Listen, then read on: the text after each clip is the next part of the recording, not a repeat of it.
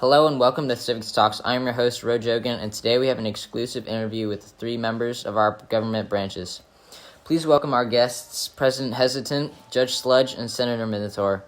Today we'll be discussing how the 3 branches of government work together to solve nationwide problems. What role does your branch of government play in checks and balances? So what role does my branch of government play in checks and balances? Well, I can keep the legislative branch in check by signing or vetoing bills that Congress passes. I'm so cool that I can even declare executive orders. This is like a proclamation that acts like a law. However, the judicial branch can cancel my executive order if they think it's unconstitutional.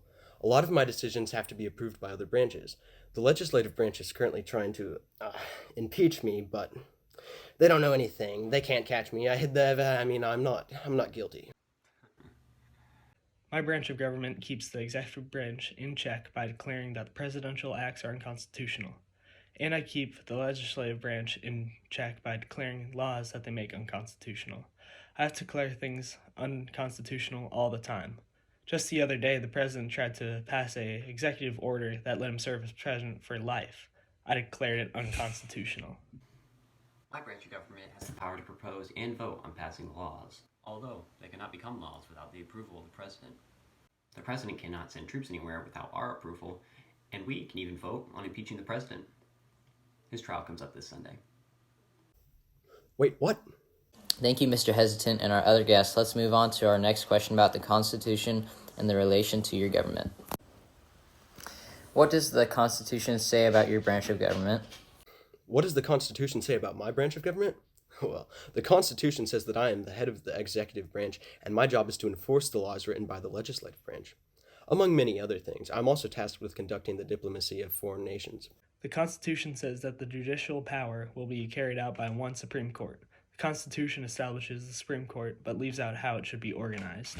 The Constitution states that I have 2 different houses. First, there is the House of Representatives, in which each state elects representation based on their size. For example, Texas has more representatives than Rhode Island. And then we have the Senate, in which each state gets 2 representatives.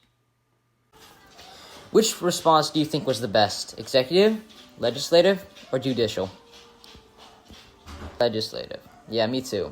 The legislative gave a great response. Next up, we have a special interview with just the president and his cabinet. President Hesitant, who are the members of your cabinet, and how do they impact your decisions as president? I'm pretty genius, but I don't know everything. So I have a group of people that help advise me. They're called the cabinet. The cabinet consists of the vice president and 15 different executive departments. Those departments are in charge of certain areas such as agriculture or education. They are experts in their departments, so they help me to make better decisions sometimes, but I don't really listen to them, to be honest, because they're just not quite as cool as I am. No, you're pretty stupid. April Fools, fools. Ha ha ha. What a great response by your very own president. Let us see what Judge Sludge has to say about his branch of government. Ha, ha, ha. Yeah, put him on the hit list. Judge Sludge, how does your branch of government help to uphold the law? My branch helps uphold the law by interpreting the laws and applying it to individual cases.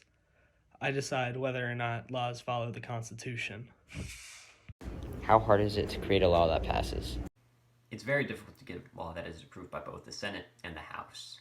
In the end, most laws don't get passed, or they get changed in so many ways that their original writers don't even recognize them. And then they have to get through the president. Former president. All right, that's it. You're fired. Can I fire you? Can I fire him? Whatever. Put him on the list. Oh, I've got a list. Tax fraud, rigging the election, murder, war crimes, working with the Illuminati, high treason. Shall I go on? So anyways, it's very hard to get a law passed. We will be right back. I've got some business to take care of with the president and the legislative representative.